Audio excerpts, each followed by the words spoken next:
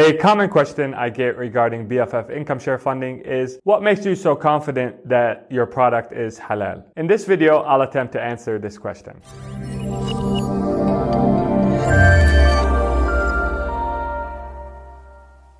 Assalamu alaikum, my name is Rakan Kayali and welcome to Practical Islamic Finance. If you follow this channel, you know that I have a company called BFF Income Share Funding. We offer what we claim is halal consumer funding in the United States. Our website is fundmebff.com. You'll also know that at the end of my videos, I ask viewers to like and subscribe, so I might as well just go ahead and do that now. If you like my content and you would like YouTube to promote my videos more, then make sure you like the videos that you watch and subscribe so that you know when new content is uploaded. The way our financing product works is that in return for funding, the funded commits a fixed percentage of their income to BFF for a fixed period of time in which they are working. Let's say Adam wants to pay off his $10,000 credit card balance. After applying for funding with BFF, we make an assessment of Adam's income earning potential.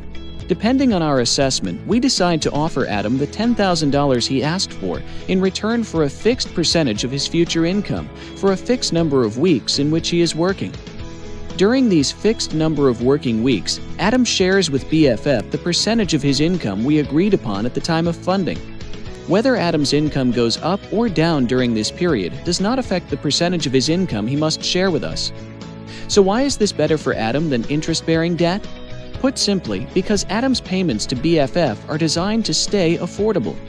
You see, with debt, payments are fixed and the percentage owed relative to income changes. This is because with debt, when Adam earns more and can afford to pay more, since his debt payments are fixed, the percentage he owes relative to his income goes down. And when he earns less and can afford to pay less, the percentage he owes relative to his income goes up, working exactly opposite to how Adam would want it to work.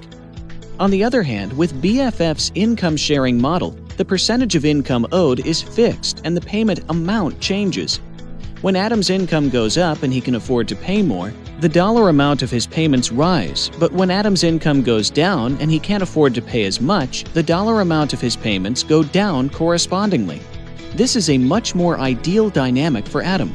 If you'd like to know more about our product and how it works, watch my video, How to Receive Halal Funding in the US, link in the description below. In this video, what I'd like to focus on are the main arguments that have been made against BFF's product and my responses to them so that you can make an informed opinion about whether or not our product is halal or haram. Through the years, I've reached out to many people known for their scholarship in Islamic finance, asking for their opinion on our product. Some have approved of our product, others have abstained from commenting, and still others have disapproved of the halalness, if you will, of BFF Income Share Funding's financing product.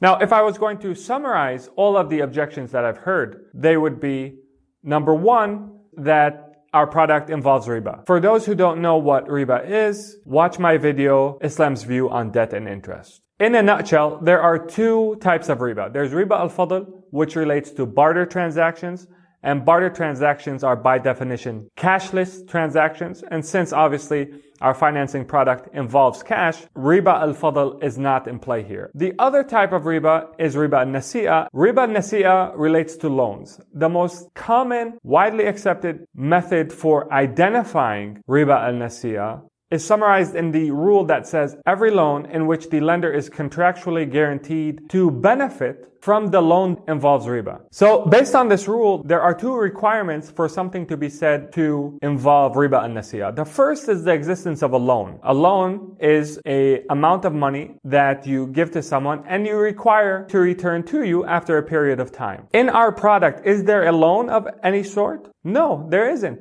When we finance someone, we don't tell them you have to give us the money that we gave you back. When we finance someone, we are purchasing a right to share in that person's income for a fixed period of time.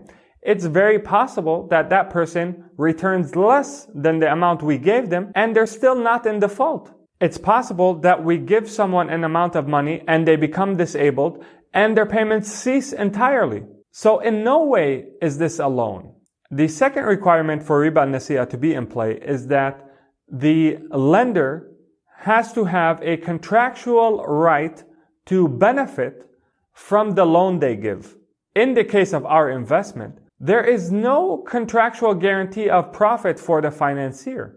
The investor is taking a risk when they invest through BFF Income Share Funding. And the risk is that the income of the investee doesn't turn out to be as high as what we projected, and we earn less than our target return, or we may return less than the principal amount that we invested. And therefore, both requirements for Riba and Nasi'a, namely the existence of a loan and the existence of a contractual requirement to return more than the principal to the lender, are not present in our financing. Accordingly, there is no merit to the claim that our investments involve riba in any way. The second most common objection to our financing product is that it involves gharar. The commentator who makes this objection will typically say, well, you don't know how much income the person you invest in is going to earn, and you have no guarantee of that person's employment or the place of that person's employment, and therefore you're leaving the door wide open for disputes to happen between you and the investee, and therefore there is gharar or excessive ambiguity in this investment that would make it prohibited in Islam. Well, first let's understand what gharar is. The Prophet, peace be upon him, forbade selling fish in the sea. And the reason is that if you sell fish in the sea,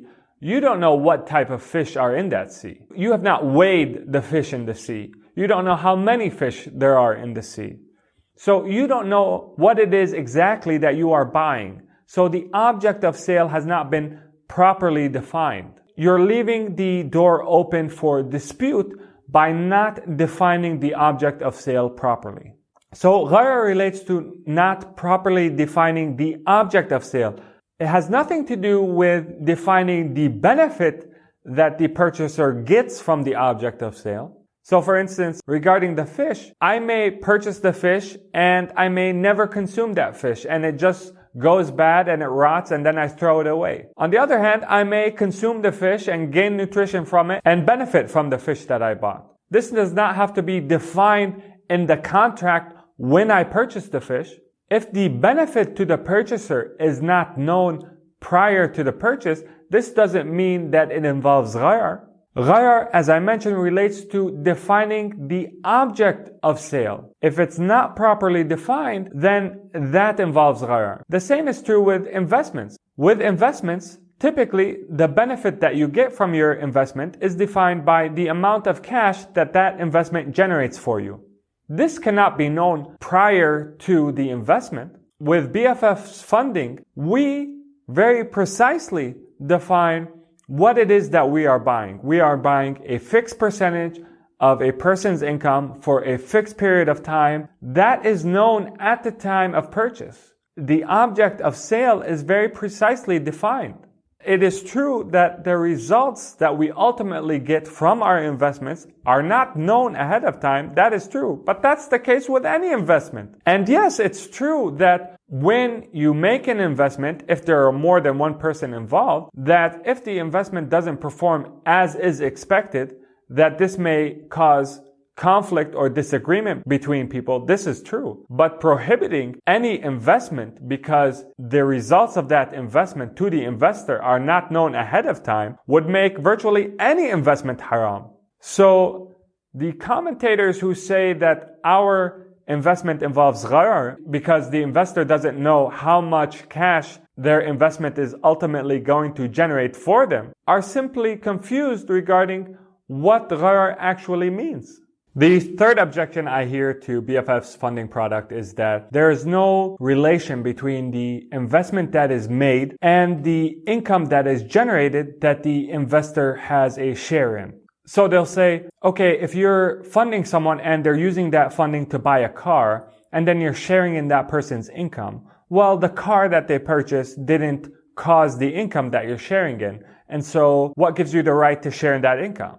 Well, since when did an investment have to cause the income that the investor shares in? Let me give you an example. Assume that there is a single member business and the only activity of that business is to trade in the labor of that single member. And let's say you purchase 5% of that single member business for $50,000. And the owner of that business, that single member whose labor is traded for income, the owner who sold 5% of their business to you, uses that money to purchase a car for his wife. Has nothing to do with the operations of the business or the income that the business generates. Do you now lose your right to share in that business's income? Of course not. There are no restrictions on what the seller of an asset does with the proceeds of the sale in order for the investor to have a right to benefit from that asset. When we are purchasing a share in someone's income for a fixed period of time, we are purchasing an asset that the owner of that asset has agreed to sell us. What the seller eventually does with the proceeds of the sale has nothing to do with our right to benefit from the asset that we purchased. So really, if you look at the three arguments that are made against BFF Income Share Funding's product, none of them really hold any merit. And having spoken with so many people over a 10-year period about our product and hearing no new arguments, I am extremely confident that there probably aren't any out there that hold any merit that can be made. Because if there were, I probably would have heard them already. And this is what gives me a lot of confidence in the halalness of BFF Income Share Funding's product. And this is what makes me excited about it, is because it's a halal product and it offers tangible benefits to our customers. It's not just Islamic in name. It's Islamic in the way it treats customers. And it's merciful. When they lose their job, their payments are deferred until they can find a job again. It makes the well-being of the finance and the financier tied. We're in the same boat. We do well together. We don't do well together. And that's how Islamic financing should work. So if you have an objection that I haven't heard, please send me that objection and I will respond to it if it holds any merit. Or make it public and I'll respond to it publicly as well. I'm also pretty good at answering the comments to my videos, so if you have an objection, put it in the comment section. I am open to hearing any objections. But frankly, if they don't hold any merit, I'm not going to change my opinion. I will promise you that I'll keep an open mind, but it's not going to be so open that my brain falls out. The argument has to make sense. It has to hold some merit. If you want to learn more about our product, then visit us at fundmebff.com. My personal contact information is in the description to this video. I appreciate your watching. Like and subscribe if you haven't already. Until next time, take care of yourself. Assalamu alaikum and peace be upon you all.